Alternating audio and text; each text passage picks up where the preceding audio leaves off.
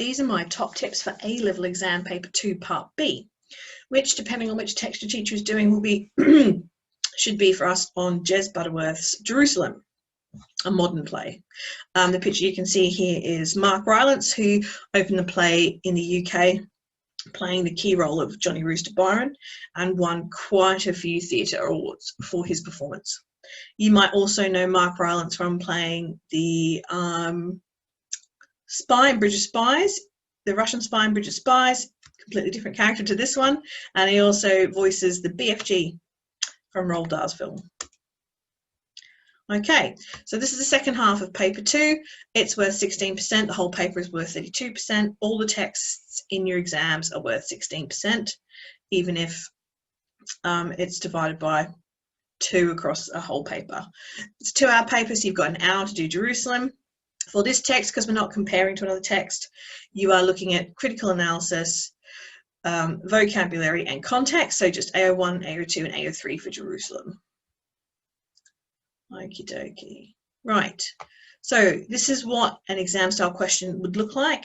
I have cut off the rest of this extract, so we'll only be looking at this part of the extract, but obviously you get a longer extract to look at. Important information for this exam. So first of all, you do get an hour for this section, so you'll need to do the same amount of planning as you would do for Blake.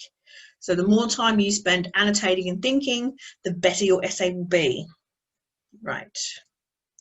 So we get a specific theme or character to address. So this one is asking us to look at the presentation of Phaedra and Johnny. You could look at their relationship in that case, how they interact with each other, and you could also analyse them separately. So this is how Phaedra is presented here, this is how Johnny is presented here, and this is how their relationship is presented here. Okay, you've got your extract to focus on, which they actually print out for you so you can write all over it and get as many annotations in as you can. You need to refer to the context of the scene within the play. So where does this scene take place? The beginning, the middle and the end, just before the climax, the denouement, the exposition. Where does this scene take place and what makes it a significant scene? That's important. They don't arbitrarily pick these sections they want you to analyse. It's an important scene. Why is it important? That's something you should be able to identify. Okay, same with Blake, except in a slightly different way. They're asking you to be aware of the dramatic and stylistic techniques used by the playwright. So in this case, we need to refer to dramatic techniques and stylistic techniques. So anything that you've seen throughout Butterworth's play that he keeps using over and over again. There's lots of allusion in Butterworth, references to Blake and old English traditions and mythologies, that sort of thing. But also dramatic features, in which case you'll need to look at things like the stage directions, the interaction between the characters, anything that might match the genre. So in this case, we're looking at dramatic comedy as a genre. What are dramatic comedy features? How are they appearing in this extract? And then finally, don't forget, you must be able to make reference to the context. So this one is a modern context. So what is this saying about modern society? What do we see here about modern society that the audience would comment on? And also, more importantly, how does this scene change the direction of the play within the play as context as well? So the context within the play. So when I asked you a minute ago to talk about where this scene sits and why it's important, that is part of the context within the play, so also get your context marks. Okay. Working a planner answer fairly similarly to the way we would Blake, so same techniques. So first things first though, introduce this extract in relation to where it takes place in the wider context of the play. Okay, so this scene takes place just before the climax of the play and Johnny's beating by Troy's men. The audience realise now that Johnny has been hiding the missing Phaedra. So this really builds tension just before the climax of Johnny's beating and the end of the play. It's right towards the end. But the audience hasn't realised that Phaedra is there the whole time. So the whole time, all the events in the play have gone on. We've seen her at the start sing her song as a fairy, and now she's come out of the trailer and he's actually been hiding her the whole time. Right, and I take 5 good examples to show how Johnny and Phaedra are presented. So this could show their relationship or them as individuals. So let's have a look. So Johnny says to Phaedra, "They're from the palace, they've given me a knighthood for my services to the community." So making a link then to dramatic and stylistic techniques, this is a great use of hyperbole to show Johnny's role as the trickster in this dramatic comedy. He's telling a story, he's making it funny, and he's using the ridiculous. obviously he's not being given a knighthood, and these are all the people who've gone off to the professor was the last person to come in and warn Johnny that the police are on their way to get rid of him. So she's turning a really serious conversation here into a comedic one, but highlighting so the transition from a sudden bit of serious drama to Johnny lightening the mood. Hence his role as the trickster, changing the mood and making things sound funny. All right, I've got a lovely structural feature here in Phaedra's reaction. They've come from the palace to give me knighthood for my services to the community. She should be impressed, she should laugh. Instead, she shivers. This is not quite the right reaction. You only shiver if something bad is happening or you feel like something awful is going to happen. People often say when you shiver that someone's walked over your grave. So this is a great paralinguistic feature to show foreshadowing of something bad that's going to happen later. And this starts to build the tension straight away. Right before she flees at the end of this scene, at the arrival of Troy's men, she's already unsettled and worried about what's going on. She's already worried for Johnny. Okay, then we've got the exchange between Johnny and Phaedra. It's quite fast-paced.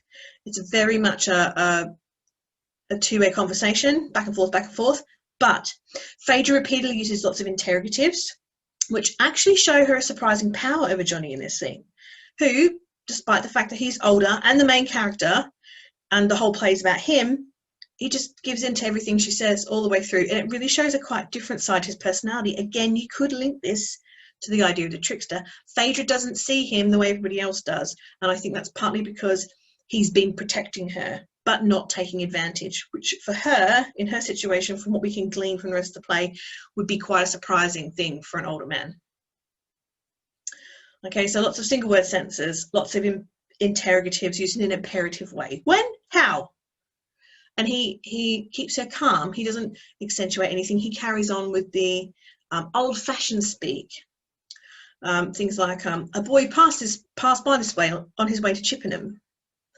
Okay, so he sort of maintains a slightly archaic sense of the story he started about the knighthood at the beginning. All right. Now, again, we only need 5 quotes. Now, I've only got a very short extract here, not the whole thing, so you're going to have a lot more to choose from. But the last one is, again, looking at Phaedra. You got to feed it, name it, and everything. Look at it. She uses imperatives to Johnny, which again reinforces that idea of her surprising power over him in this scene, because he doesn't say no, he just agrees with her and goes along with it.